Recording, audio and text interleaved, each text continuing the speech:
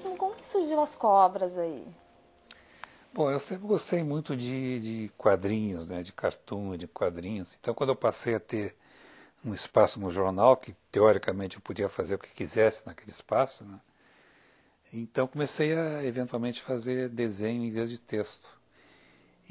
Mas eu tenho um problema para o desenhista, é que o meu desenho é muito ruim, né? Meu traço é muito rudimentar. E cobra é muito fácil de desenhar, né?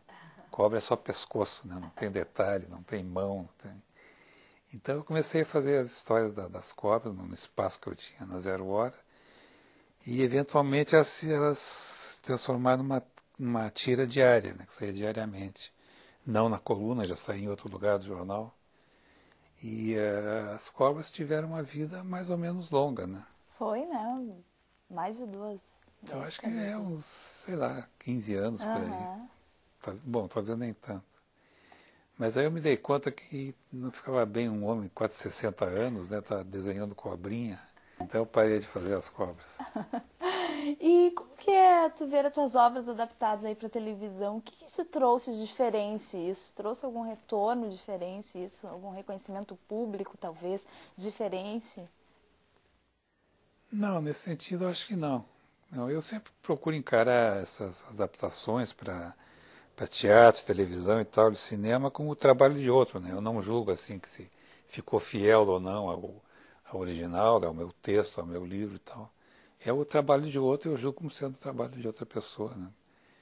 E, mas é claro que, por exemplo, tem um livro que está vendendo bem, que está tendo uma boa repercussão, é claro que cria curiosidade em outras pessoas que para lerem, para comprarem o livro. Nesse sentido, sim, aí afeta assim, a produção. Né? Aham. Veríssimo, tu até falando aí, morou muito tempo fora, algumas vezes fora do Brasil, né? Certo. O que que se deveu a isso e é algo que tu pretende fazer ainda, sair, retornar de novo ao país? Bom, eu viajei bastante com meu pai, né, com a família, meus pais. Nós fomos para os Estados Unidos a primeira vez quando eu tinha 6 anos, de 6 para 7 anos. A primeira escola que eu fui foi nos Estados Unidos, né? Praticamente me alfabetizei em inglês. Né? Depois nós voltamos para os Estados Unidos quando eu tinha 16 para 17 anos também, aí acompanhando também a família. Né? E depois com a minha família, né, com os nossos filhos e tal, nós também viajamos bastante. Moramos uma temporada em Nova York, uma temporada em Roma também, em Paris, levando os filhos, né? E eu acho que o gosto pela viagem eu herdei um pouco do meu pai, que também gostava muito de viajar, né? E é um gosto que toda a família tem, né? Da viagem, pela viagem. Então isso se segue ainda. Eu acho que sim, eu acho que sim. Se bem que agora com os filhos, né? Eu ia dizer crescidos, mas nem crescidos, já são velhos, né? E Os netos? 3 filhos, já tem até uma neta aí.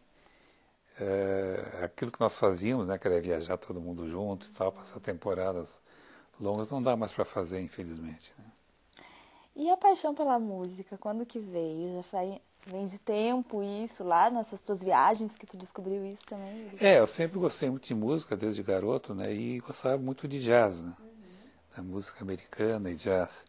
Então, quando nós fomos morar nos Estados Unidos pela segunda vez, quando eu tinha 16 para 17 anos, aí eu decidi que já que eu estava indo para a terra do jazz, que eu ia aprender a tocar um instrumento, né? E eu queria tocar o trompete, porque eu gostava muito do Louis Armstrong, que era o grande músico americano, né? Trompetista. Mas eles não tinham trompete para emprestar no curso que eu procurei, então foi o saxofone mesmo. Né? Mas eu nunca cheguei a me aprofundar muito na música, no próprio instrumento. Né? Foi só para poder brincar de jazzista. Né? E que É o continua que eu faço até até agora, né? hoje, né? Com a banda, né? Jazz Dia 6. 6. Como que é esses shows de vocês, essas apresentações? É muito bom, né? Ainda mais porque eu sou um amador, né? Nunca pretendi ser mais do que isso, mas eu toco com grandes músicos. Né? Os outros músicos do conjunto são músicos profissionais e profissionais excelentes. Né? Então, para mim é um privilégio tocar com eles. Né? Não só posso brincar de jazz, como posso ouvi-los tocar. Né? Então, isso é. Inclusive, nós vamos participar de um festival de jazz. Vamos tocar em Recife, no Rio e em Belo Horizonte.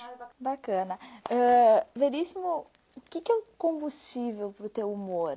E o que te tira o humor? Eu acho que no fim é a mesma coisa, né? A gente vive num país tão, né, tão conturbado, tão cheio de contraste, né? Tão cheio de conflitos, que dá assunto tanto para o humor, né? Para sátira, para o humor, quanto para, sei lá, para indignação, para, né, para comentário mais sério e mais... Então, na verdade, o assunto, a origem das crônicas, tanto as mais para o lado do humor quanto as mais sérias, é o mesmo, né? É a realidade brasileira. Né?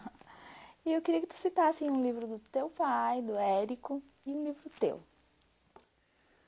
Bom, do meu pai, o meu livro preferido, que eu já reli algumas vezes, é O Continente, que é o primeiro volume do Tempo e o Vento. Né? O Tempo e o Vento é uma trilogia na história do Rio Grande do Sul, romanceada, e o primeiro volume, que foi o que eu mais ou menos acompanhei a feitura, né, quando o pai começou a escrever aqui em casa. E então seria O Continente, seria a minha escolha. E livro meu, eu escolheria O Analista de Bagé, não porque ele seja diferente dos outros, ou melhor do que os outros, mas porque foi o primeiro que teve mais repercussão e tal, ele vendeu mais, e por isso então é um livro diferente dos outros. Tá certo. Muito obrigada pela entrevista. Eu que agradeço, muito obrigado. Obrigada, foi um prazer nosso. E eu quero terminar pedindo autógrafo, então, Pois pro não. Autografando. Pode ser assim? Pode, com tudo.